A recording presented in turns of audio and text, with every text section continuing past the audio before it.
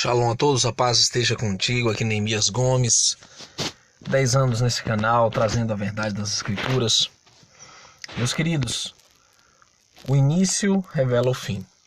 Assim o livro de Gênesis, o princípio, em hebraico, Bereshit, revela o que será nos últimos tempos. E hoje nós vamos tratar sobre Sodoma e Gomorra. Nós vamos fazer uma análise aqui no capítulo 15, onde diz: depois dessas coisas veio a palavra de Yahweh a Abram, numa visão, dizendo: não tenha medo, Abram, eu sou teu escudo, teu grandíssimo galardão. Então disse Abram: ó soberano absoluto Yahweh, que me darás, visto que não tenho filhos, e o herdeiro da minha casa é o Damasceno Eliezer? Disse mais Abram: não me tens dado descendência, assim um nascido em minha casa será o meu herdeiro. Ele viu a palavra do eterno Yahweh, dizendo: este não será o teu herdeiro, mas a pessoa que sair das tuas entranhas será o teu herdeiro. Então o levou para fora e disse: olha agora para os céus e conta as estrelas, se é que podes contar. E disse: assim será a tua descendência. Novamente, queridos, das tuas entranhas, o Altíssimo queria dizer que era dele e da sua esposa Sara, não da concubina Agar, não de outra progenitora, mas da sua descendência direta. E Abram creu no eterno Yahweh, e isso foi contado como justiça para ele. Então, o que é contado como justiça? Quando você crer, mas não no sentido figurado, no sentido literal da coisa, quando você é leal àquilo que você está se propondo a seguir. Quando você é praticante da verdade, porque a fé sem obras é morta. O Eterno sabia que Abram iria cumprir tudo o que ele pedisse. Assim, já foi imputado por justiça. E diz: e lhe disse: eu sou o Eterno Yahweh, que te tirei de Ur dos Casdim, para te dar essa terra em herança. Ao que ele perguntou a Abram: ó soberano absoluto Yahweh, como saberei que hei de herdá-la? Respondeu: tome-me uma novilha de 3 anos, uma cabra de 3 anos, e um carneiro de 3 anos, uma rola e um pombinho. Ele trouxe todos estes, partiu-os no meio, e pôs cada parte deles em frente da outra, mas as aves não partiram. E quando as aves de rapina desciam sobre os corpos, Abram as enxutava. Naquele momento, ao pôr do sol, caiu um profundo sono sobre Abram, e lhe veio um pavor de grandes trevas. Então disse Yahweh a Abram: sabe com certeza que a tua descendência será peregrina em terra alheia, e os servirá, e será afligida por 400 anos. O Eterno já estava dando um vislumbre do futuro da descendência dele. Nem tudo são flores, o Eterno não engana ninguém, ele não oculta a verdade, ele mostrou o que iria acontecer. E Abram era um homem que tinha uma comunhão profunda com o Eterno. Ele recebeu muitas revelações do Eterno, inclusive sobre o futuro. E ele sabia que o povo dele ia até o fim dos tempos. Não era só até ali a vinda do Messias, ou até a diáspora, ou a destruição do templo. Não, ele sabia que o povo dele ia até o final. Naquele momento, então disse Yahweh a Abram: tua descendência será peregrina em terra alheia, se referindo ao Egito, e o servirá e será afligida por 400 anos. Eu também julgarei a nação a qual eles têm de servir, e depois sairão com muitos bens. Tu, porém, irás em Shalom, em paz para teus pais, serás sepultado em boa velhice. Na 4ª geração, porém, voltarão para cá, porque a medida da transgressão dos amorreus ainda não está cheia. E esse é um princípio que o Eterno usa com nações, indivíduos, famílias. Existe um copo de misericórdia que não pode ser transbordado. E quando ele se enche, aí os juízos recaem, como agora o mundo está maduro para o juízo. E aconteceu que quando o sol já estava posto e era escuro, um fogo fumegante, uma tocha de fogo que passaram por entre aquelas metades. Naquele mesmo dia, Yahweh fez um pacto com Abram, dizendo: a tua descendência tenho dado esta terra, desde o rio do Mitzraim, que é o Egito, até o grande rio Eufrates, atual Iraque, que era Babilônia na época. E o Queneu, o Querizeu, o Quenizeu, o Cadmoneu, o Eteu, o Perizeu, os Refaíns são gigantes, o Amorreu, o Cananeu, o Girgaceu, o Jebuseu. Então, queridos, essa é a aliança que é reiterada com Abram, ali como foi no capítulo 12. E aqui no 15 ele aparece novamente e reitera a aliança. Naquele momento, Sarai, mulher de Abram, não lhe dava filhos. Tinha ela uma serva egípcia que se chamava Agar. E Sarai disse a Abram: Yahweh me tem impedido de ter filhos, toma minha serva, acaso terei filhos por meio dela? E Abram entendeu a voz de Sarai. E aqui foi um erro, porque a aliança que o Eterno tinha feito era dos lombos dele, da mulher dele. Assim Sarai, mulher de Abram, tomou Agar, sua serva egípcia, depois de Abram ter habitado 10 anos na terra de Canaã, e a deu por mulher a Abram, seu marido. Ele conheceu Agar, e ela concebeu. Quando ela viu que havia concebido, sua senhora foi desprezada aos seus olhos. Então disse Sarai a Abram: Seja sobre ti a afronta que me é feita, pois a minha serva em teu seio, vendo ela que agora concebeu, sou desprezada aos seus olhos, e há julgo entre mim e ti. Ao que disse Abram a Sarai: Tua serva está nas tuas mãos, faz-lhe como bem te parecer. E quando Sarai tratou-a duramente, ela fugiu de sua face. Então, queridos, aqui entra o debate, a discussão sobre poligamia. Será que é algo do Eterno? É um mandamento? Não, não é mandamento.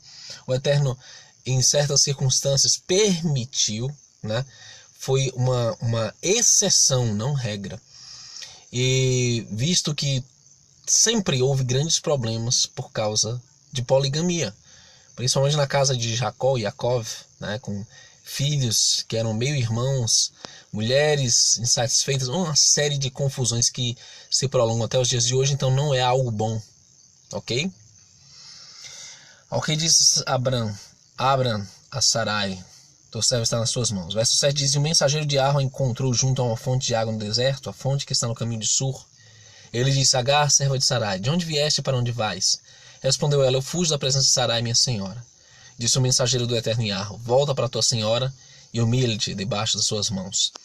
Disse mais um mensageiro do Eterno Yahweh: Multiplicarei sobremaneira a tua descendência, de modo que não será contada, de tão numerosa que será. Disse ainda o mensageiro do Eterno Yahweh: Concebeste e terás um filho, a quem chamarás Ismael, uma vez que Yahweh viu tua aflição. Ele será como um jumento selvagem entre os homens, a sua mão será contra todos, e a mão de todos contra ele, habitará diante da face de todos os seus irmãos. Isso aqui são os árabes atuais. E realmente se cumpre, um jumento selvagem, gosta de conflitos e está diante de todos os outros irmãos em conflitos. Ela chamou o nome do Eterno Yahweh, que falou com ela: Tu, ó Eterno, me vês, disse ela. Não tenho também olhado neste lugar para a pessoa que me vê? Pelo que se chamou aquele poço Ber-Lahai-Roi, que está entre Cádiz e Bered.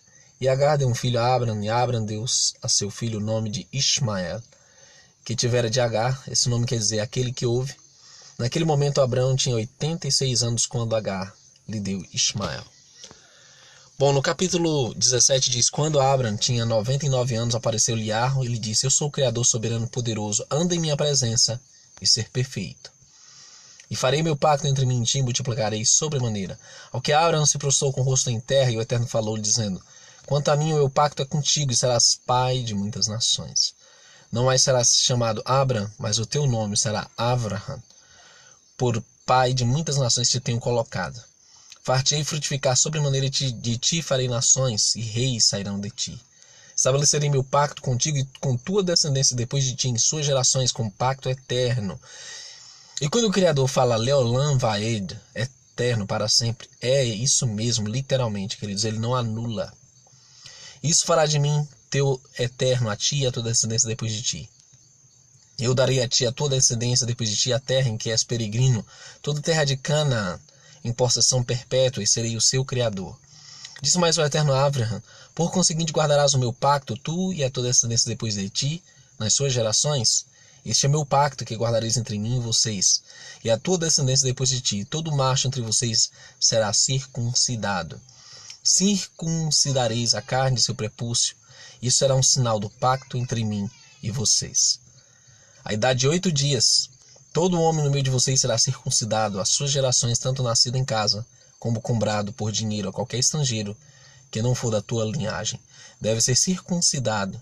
O nascido em tua casa e o comprado por teu dinheiro, e o meu pacto estará na sua carne, descendência com pacto eterno.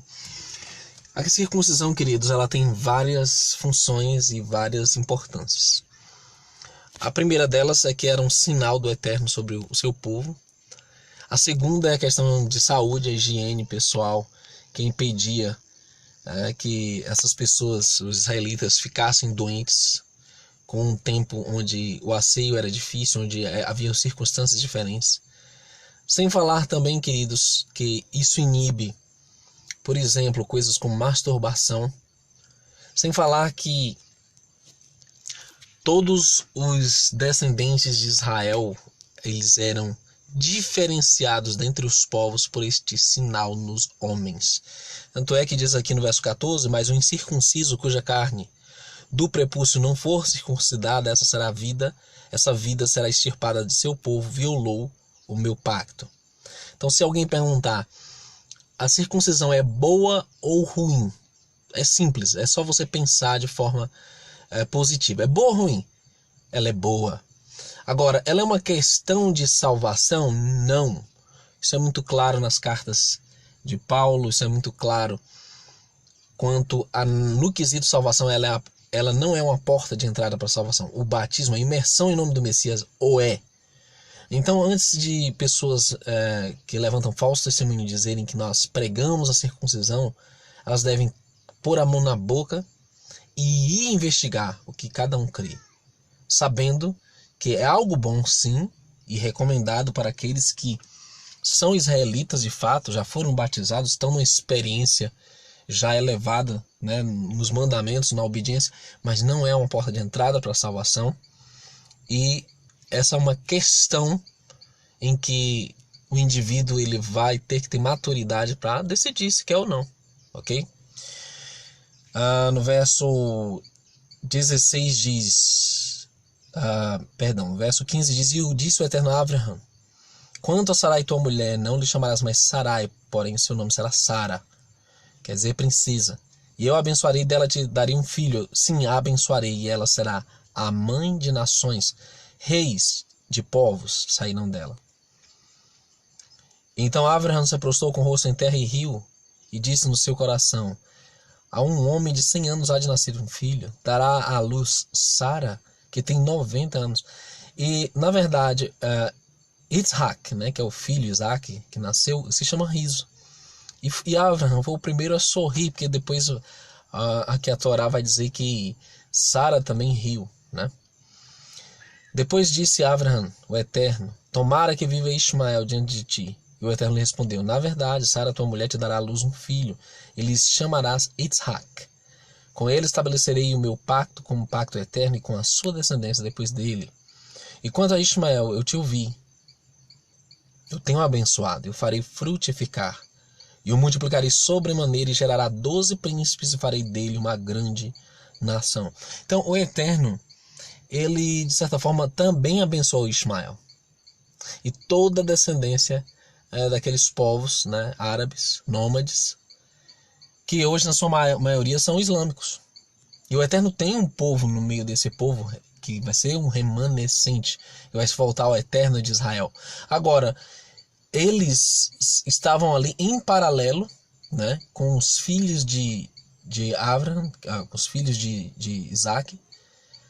Haviam conflitos entre eles, havia uma interferência egípcia, porque Agar era egípcia. Então, havia muita mistura ali, queridos, e isso não era bom. Mas, posteriormente, os ismaelitas se uniram com os edomitas, então gerou uma confusão. Não que o Eterno tenha gerado isso, mas porque foi a escolha de Abraham, a escolha de Sara, erro deles, que redundou em diversos problemas, mas assim mesmo o Eterno ainda ele tenta fazer um plano B para amenizar a situação, os erros dos seres humanos. E diz, o meu pacto, porém estabelecerei com Isaac, que Sara te dará à luz neste tempo determinado, no ano que vem. E ele terminou de falar com ele, e o Eterno subiu diante de Abraham, e Abraham tomou a seu filho Ismael e a todos os nascidos na sua casa, e todos comprados por seu dinheiro, todo homem entre os da casa de Abraham, ele circuncidou a carne do prepúcio naquele mesmo dia, como o Criador lhe ordenara. E isso é a justiça. Isso aqui, o mandamento cumprido na íntegra, é que faz de Abraão alguém como pai da fé, alguém que tinha emuná, em hebraico quer dizer lealdade, fé quer dizer lealdade. E outra coisa importante, queridos, Abraham tinha alguns servos, o que a gente chama hoje de escravos. Isso era o plano do Criador? Não, mas ele permitiu, porque era uma situação, era a contingência da época, como não é hoje mais. Até no século XIX haviam escravos. Agora, isso é do agrado do Eterno? Lógico que não. Mas foi uma concessão, assim como a poligamia. Aqui diz: Abraham tinha 99 anos quando lhe foi circuncidada a carne do prepúcio, e Ismael, seu filho, tinha 13 anos quando lhe foi circuncidada a carne do prepúcio. E Ismael, seu filho, tinha 13 anos. Naquele mesmo dia foram circuncidados Abraham, seu filho Ismael, e todos os homens da sua casa, tanto os nascidos em casa como os comprados por dinheiro do estrangeiro, foram circuncidados com ele. Bom, queridos, nós vamos ainda falar sobre Sodoma e Gomorra no próximo estudo, mas eu espero que você tenha compreendido as implicações da poligamia, da escravidão, da aliança que o Eterno fez com Abraham, da circuncisão, todos esses quesitos, tá? Que o Eterno te abençoe. Shalom, shalom. Até o próximo estudo.